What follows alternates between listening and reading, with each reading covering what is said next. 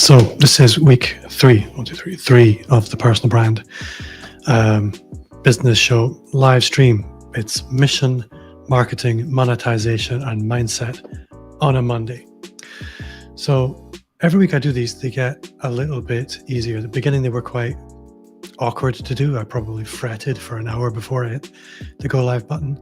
Every week I do them to get progressively easier. And this is why I'm doing them. So if this is the first time we are meeting, my name is Bob Gentle, and I am the host of the Personal Brand Business Show. That's a podcast, not a live stream. The podcast is much better produced than this. And usually it's not about me. I have a guest every week who shares what makes their business work. It's one of the best things I do, to be honest. I also run Amplify Me, which is a hybrid strategic advisory, coaching service, and technical support for personal brand entrepreneurs. What's a personal brand entrepreneur? It's anybody who builds a business around their personal expertise and who would benefit from being better known.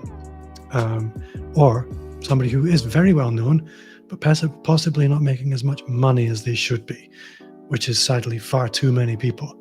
A lot of people put a lot of effort into being really well known, but sadly you can't send someone a bill for being famous. Now, this is a treat for me. Somebody called Facebook User has said, "Hi Bob, I believe you need to give Facebook permission. There should be some instructions along with this to let them tell me who you are." You could simply comment again and tell me who you are. But thank you very much for saying hi. It means a lot, because so far these live streams have been a pretty lonely adventure. Yes, basically, I help business leaders around the world to set, discover, and achieve their goals online and build a business they love. And I do this with my special blend of digital marketing, monetization consulting, and the mindset work you need for your business to thrive online. But that's enough about me. So, like I said, if you are watching, and thank you to Facebook User for doing it already, let me know in the comments of wherever you're watching. If that's on Facebook, LinkedIn, Instagram, YouTube, we're live on all four of those places. And Twitter. Sadly, as my good friend Brett Dawson pointed out last week, LinkedIn doesn't give you a great way of commenting on a live stream. LinkedIn, if you're listening, you need to fix that. It's frustrating. So what is this live stream for? I'm looking at really doing it for three main reasons. Number one, it's an interactive newsletter for me. It's a place for me to show up and tell you what I've been doing. Pardon me, I need to clear my throat. Secondly, it's about leadership. I tell my clients all the time that they need to show up for their audience, no matter how small it is, because we take for granted that people know who we are, what we're doing. We take for granted that they're going to refer us when they come across somebody who needs what we do. But sadly, it's very easy for us to fade in people's minds. So showing up on camera in people's world is one of the most powerful ways to stay front of mind. And for me, live streaming is probably one of the highest ROIs. There is no editing. You need a minimal script. You simply need to have an outline of what you want to chat about. And because it's live, people are very forgiving. It's not like a highly produced YouTube video where you need to be looking sharp every time you show up. Live streaming, people are much more forgiving. And yeah, there's no editing. When you stop being live, you're done. You're out. You're finished. But it does something quite powerful in building relationships at scale. And this is why, for me, it's so important. Additionally, for me, this is another strong one. This is about building something in public and not feeling that it has to be fully finished and fully formed. So you can learn with me and we'll build it together. On that note, from next week, I will have an occasional co-host in Lauren Davis, which is going to be really good fun. Lauren is a good friend of mine. She's based in Chicago, but she wanders around the world quite a lot. So next week, Lauren is going to be with us. We're going to be talking about something we're going to be doing together. So you'll have that to look forward to soon. So again, if there's any questions about anything that I'm talking about today, then do just drop it in the chat, and I'm very happy to deviate from my prepared content and talk about whatever you want to talk about. So today, my main thing really is to talk about content marketing. And really, I want to offer a very particular perspective on content marketing. One of the things that I see, in fact, here's how I'm going to do this. My topic essentially is why people treat marketing a little bit like going to the casino instead of treating it like investing. I will explain what I mean. Most people use social media like they're going to the casino. They have a social media post, they spin the wheel, they think, I might get lucky, the right person might see this post, and invariably the house wins. By that, I mean Facebook wins, YouTube wins, Instagram wins. You don't win most of the time. And that's why a lot of people can get quite frustrated, because they make their big play on the social media post. They put lots of work into hours of work. This social media post, it has to define them, and tumbleweed, nothing happens. Well, we know this is the case. We know that social media is a speculative platform. You put your content out there, somebody might see it, they might not. That's not a strategy. So how can we treat social media or content marketing, more importantly, like an investment?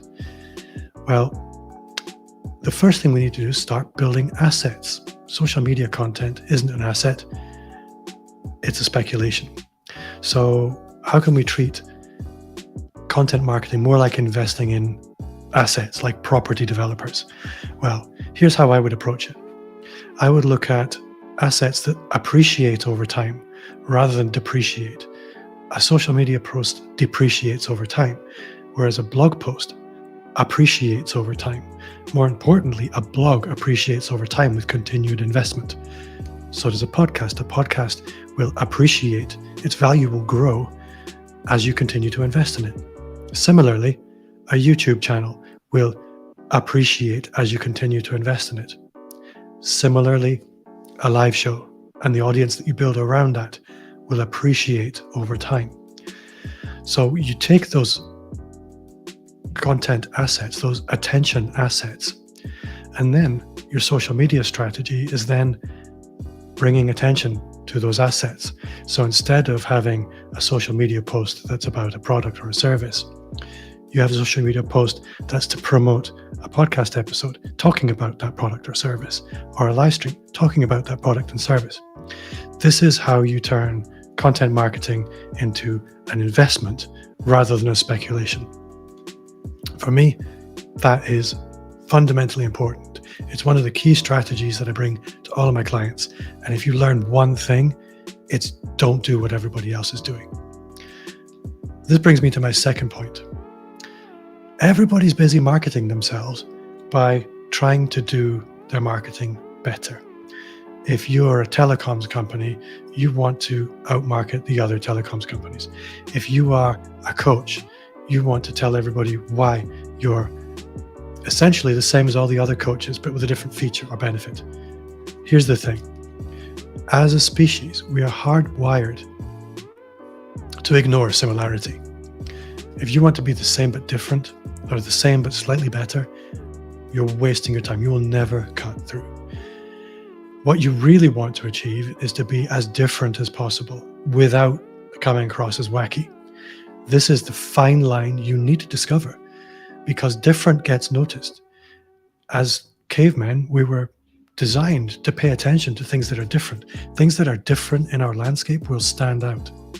So how can you be as different as possible in your commercial landscape without being wacky, without being the oddball? If you can discover that place, you will get noticed and people will find their way to you. If you can put both of these strategies together, building content assets and being as different as possible, now you have a marketing strategy. So that's really all I've got to say today. Today on the podcast, my podcast, you will meet Mary Fain Brandt. Mary did something different. Mary is a LinkedIn consultant. She is California's crown princess of LinkedIn, hands down. She has a weekly live stream, weekly LinkedIn audio show, which it was this morning on a Monday.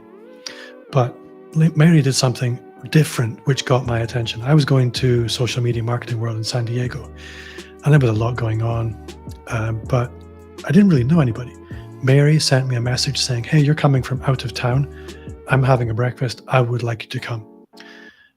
So that led to Mary coming on my podcast.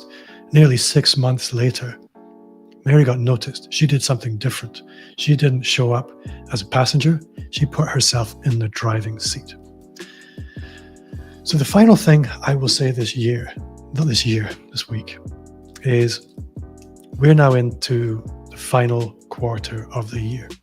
The final quarter of the year is an opportunity, because where all your competitors will be taking their foot off the gas. They'll be slacking, if I'm honest. They're in the run up to Christmas. It's Halloween. Then if you're in the US, it's Thanksgiving. Then it's Christmas. And then it's New Year. It's very easy to give yourself permission to cruise at this point.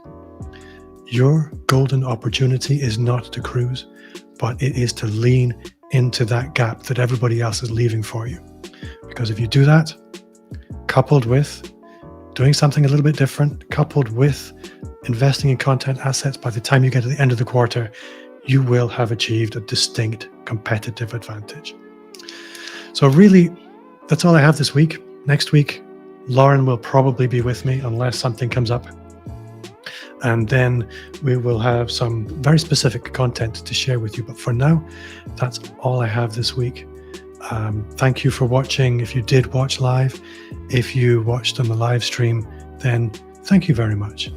I really appreciate you. There's not that many at the moment, but that's really okay, because as I said, this is about building in public and building as I go. Thank you for watching.